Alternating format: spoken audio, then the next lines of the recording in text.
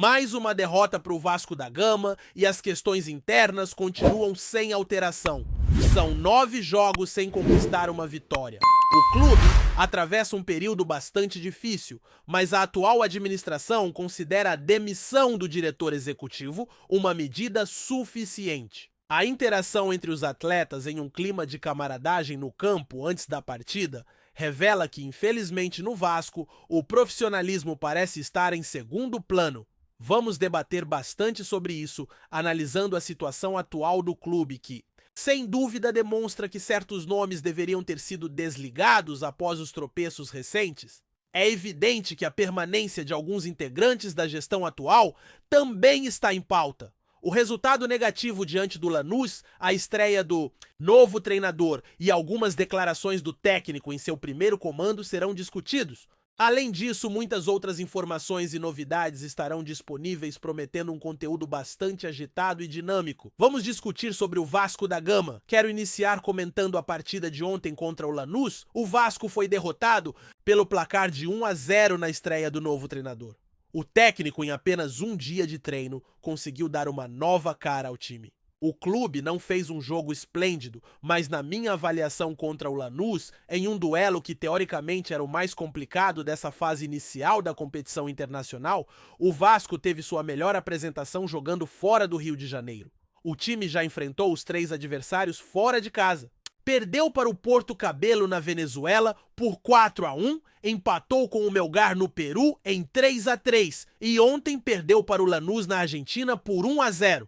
Mesmo com a derrota, o Vasco demonstrou sua melhor performance. A equipe apresentou mais atitude contra o Lanús, especialmente nos primeiros minutos da partida, ainda no primeiro tempo. Um Vasco audacioso que controlou as ações ofensivas, teve a maior parte da posse de bola e buscou pressionar o Lanús, chegando ao gol adversário, em 8 ocasiões, encerrando a partida com 59% de posse. Um Vasco que evidenciou atitude em campo com jogadas bem construídas, demonstrando uma ideia tática clara, algo que não se observou sob a direção anterior e muito menos nas partidas em que outros treinadores estiveram à frente do clube. A equipe apresentou propostas bem definidas sobre sua abordagem tática, algo que não se via sob a orientação do técnico anterior, assim como nas 4 partidas em que o time esteve sob sua supervisão.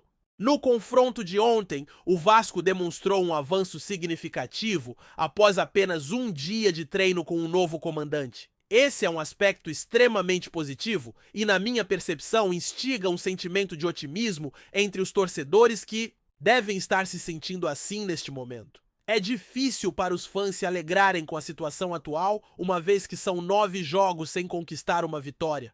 Contudo, o desempenho de ontem diante de um oponente trouxe uma faísca de esperança. O Vasco sofreu um gol por conta de uma falha simples. Um atleta tentou estabelecer uma linha de impedimento, mas um colega não estava atento. A bola passou por trás desse jogador, resultando na jogada do rival.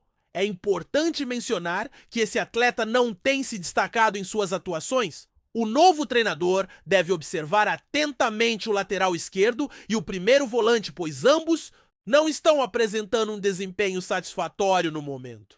Em minha opinião, tanto o volante quanto o lateral esquerdo não estão em condições de serem titulares em qualquer equipe da Série A do Campeonato Brasileiro, carecendo de intensidade e técnica, o que prejudica a parte tática do time. Neste instante, ambos se tornam um empecilho para o Vasco. O volante cometeu mais um erro no jogo de ontem e foi expulso logo no início do segundo tempo. O lateral não avança, não participa das jogadas na área e apresenta dificuldades em realizar uma ultrapassagem, revelando lentidão que não é esperada para a posição.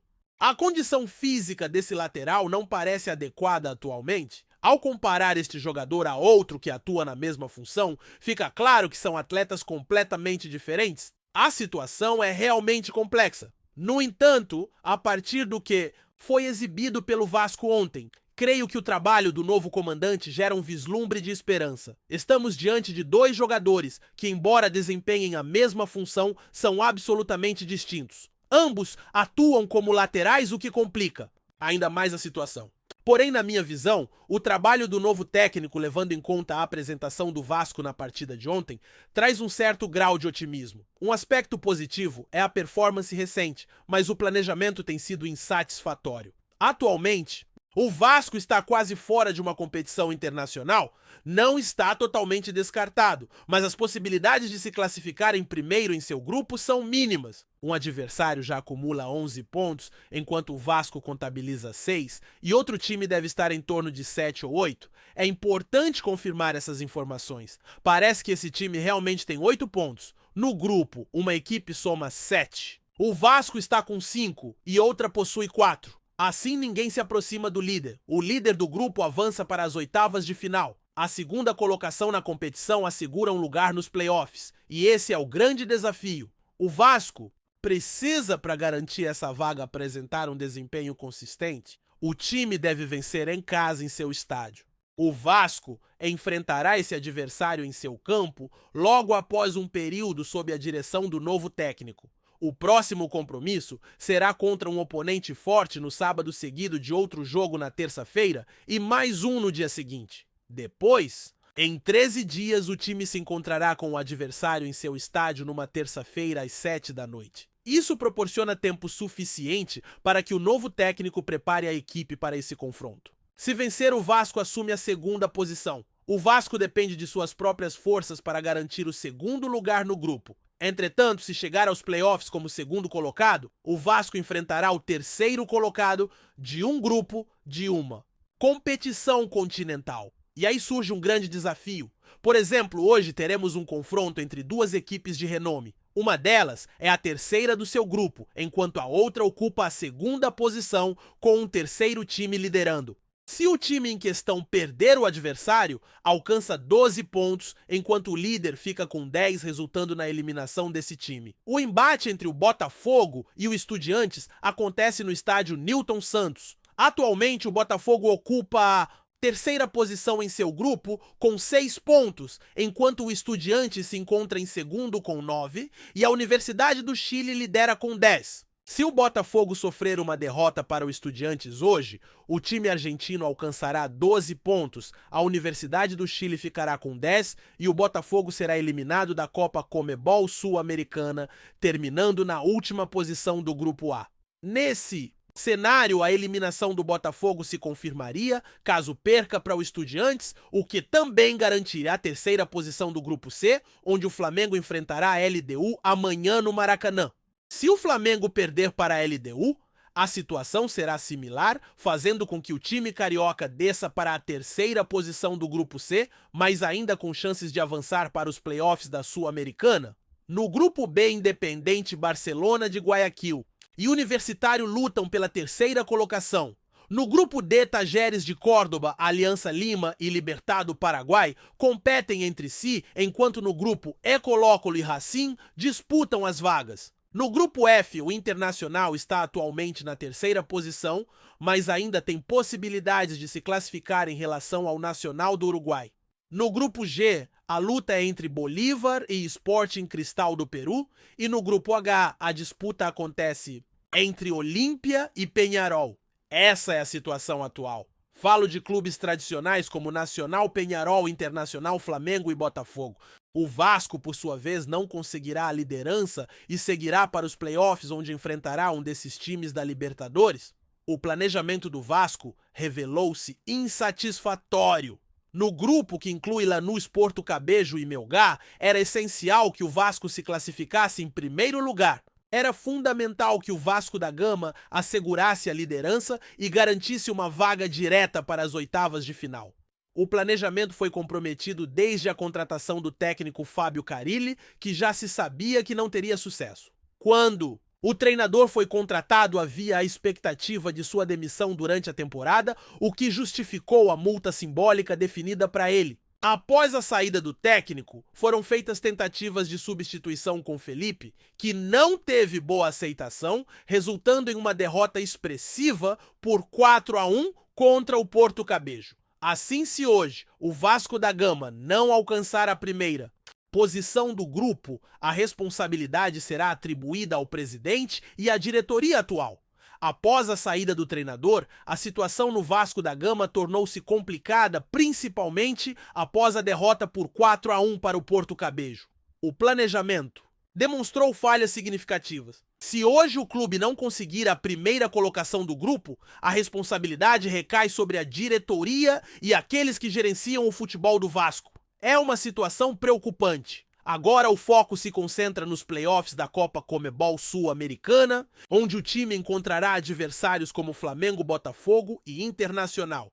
Recentemente, a primeira partida trouxe um pouco de ânimo e o treinador comentou sobre o desempenho do Vasco na partida contra o LAN. Ele destacou que, segundo sua perspectiva, a negociação para seu retorno ao clube foi descomplicada, já que tinha um forte desejo de novamente vestir a camisa do Vasco. Durante sua carreira, recebeu propostas para atuar na Série A e até mesmo no exterior, mas sua gratidão pelo Vasco é enorme. Ele recordou momentos marcantes vividos ao lado da torcida, como quando viu milhares de torcedores na madrugada em São Luís, além da evidente paixão em Recife. Nesse momento, ele acredita que a equipe precisa de apoio e se sente motivado a contribuir. A presença de membros da diretoria o estimulou ainda mais. O treinador mantém uma visão otimista sobre o elenco e acredita que há potencial para alcançar melhores resultados, comprometendo-se a trabalhar para isso. Em relação a uma questão que foi levantada, ele reconhece que a análise é preliminar e que, historicamente, o clube passa por um período de perda de confiança, algo compreensível em momentos difíceis. É crucial recuperar essa confiança e ter coragem para enfrentar os desafios dedicando-se ao máximo. Ele não tem queixas sobre o empenho dos jogadores. A avaliação em um intervalo de tempo muito reduzido indica, com base no histórico recente, uma queda na confiança, algo que é frequente em situações como esta. É fundamental restaurar essa confiança, ter a bravura de encarar a adversidade e se empenhar ao máximo. Não existem reclamações em relação ao esforço demonstrado pelos atletas. Eles se dedicaram, correram e mantiveram uma marcação alta durante quase toda a partida. Trata-se de um time que pratica um bom futebol tanto em casa quanto fora, sendo considerado forte. Acredito que, considerando o que aconteceu no jogo, temos uma base para avançar e crescer. Sempre há pontos a serem aperfeiçoados, não só no clube, mas também em outras equipes pelas quais passei. O empenho em melhorar será intenso, sempre objetivando que a equipe jogue bem, conquiste vitórias e que a torcida estabeleça uma verdadeira conexão, pois sua presença faz uma diferença significativa. Essa é a realidade em que nos encontramos. Especialmente em relação ao que foi comentado sobre o início do trabalho à frente do clube, o que realmente causa desânimo é que nada parece ter mudado. A gestão tenta transmitir ao torcedor a mensagem de que houve alterações, mas na realidade isso não aconteceu. Um membro da direção foi identificado como responsável pela situação, mas não foi o único a cometer erros. É verdade que a demissão foi justa, mas outros também deveriam ter sido afastados. A imagem capturada recentemente antes do jogo mostrando uma figura de liderança no vestiário gera espanto e indignação entre os torcedores. A atuação nas últimas partidas foi decepcionante, com 3 derrotas e um empate, evidenciando a falta de capacidade de liderar. A presença dessa pessoa em momentos como esse provoca um sentimento de insatisfação. Nos 4 jogos sob a gestão, foram 3 derrotas e um empate, evidenciando uma total falta de aptidão. Ontem ele esteve no campo antes do início da partida. A figura de liderança ainda ocupa uma posição elevada na estrutura do clube.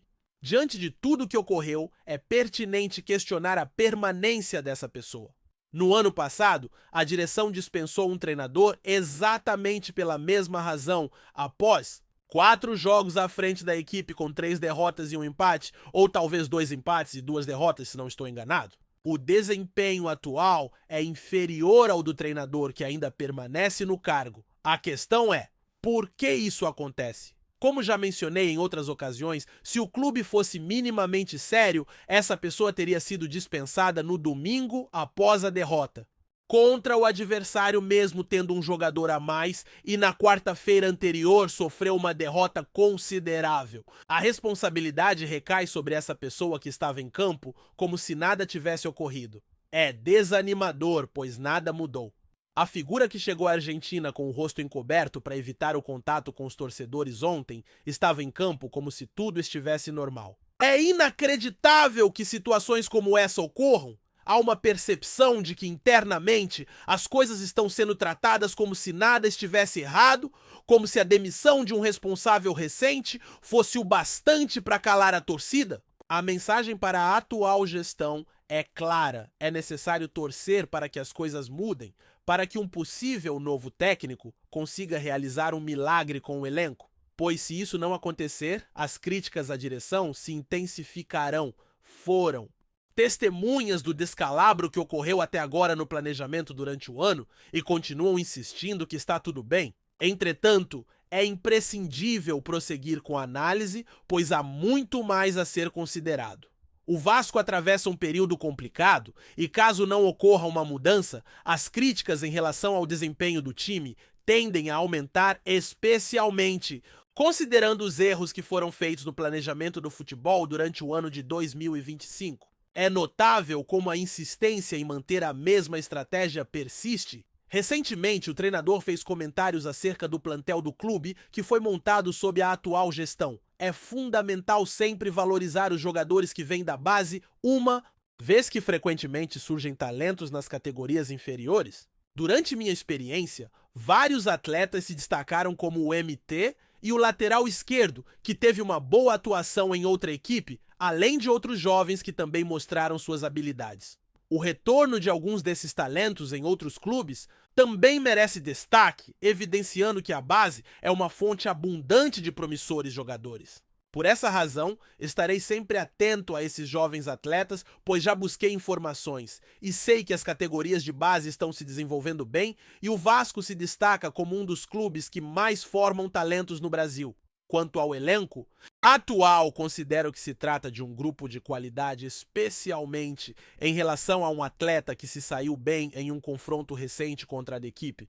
Meu objetivo é proporcionar o máximo de apoio a todos os jogadores para que possam evoluir e ajudar o Vasco. A pressão é grande e, de fato, a situação é desafiadora, visto que se trata de um clube com rica tradição e história. É essencial refletir sobre esse cenário e a última partida. A perspectiva de cada um é importante e em breve trarei mais atualizações e informações sobre os desdobramentos. Antes de continuarmos, já te convidamos para se inscrever no canal Colina News e deixar seu like, assim você fica por dentro de todas as novidades do Vascão de forma exclusiva. Bora continuar. A Confederação Sul-Americana de Futebol, Conmebol, foi o centro de rumores e especulações nos últimos dias, após uma série de informações indicarem que o confronto entre Lanús e Vasco, válido por uma das competições continentais, teria sido cancelado. O jogo, que atraía grande expectativa de ambos os lados, teve sua realização oficialmente descartada pela entidade, deixando tanto os torcedores quanto os jogadores surpresos com a decisão repentina. A partida entre os dois clubes, marcada para ser um dos grandes embates da competição, gerava uma expectativa significativa. Lanús, um dos clubes tradicionais do futebol argentino, e Vasco, uma das equipes mais representativas do futebol brasileiro, estavam prontos para protagonizar um duelo que prometia muitas emoções. Porém, nos dias que antecederam o evento, começaram a circular rumores sobre a possibilidade de adiamento ou até mesmo de cancelamento do jogo. De acordo com informações não confirmadas inicialmente, a Conmebol teria enfrentado uma série de dificuldades logísticas que comprometeram a realização do jogo. Desde questões com a infraestrutura dos estádios até desafios imprevistos envolvendo a logística de viagens e a segurança dos envolvidos, a decisão de interromper a partida ganhou força dentro da entidade. Esse tipo de situação, embora seja rara, não é completamente inédita em competições internacionais e muitos apontam que a Conmebol teve de tomar uma decisão drástica diante dos imprevistos. Para os torcedores de ambos os times, a notícia foi um choque. Nas redes sociais, o assunto gerou uma onda de indignação, com muitos questionando a falta de transparência por parte da confederação. Além disso, a decisão acabou afetando os planos de viagem de muitos fãs que estavam se preparando para acompanhar o confronto. muitos dos quais já haviam comprado ingressos e organizado suas agendas para o evento.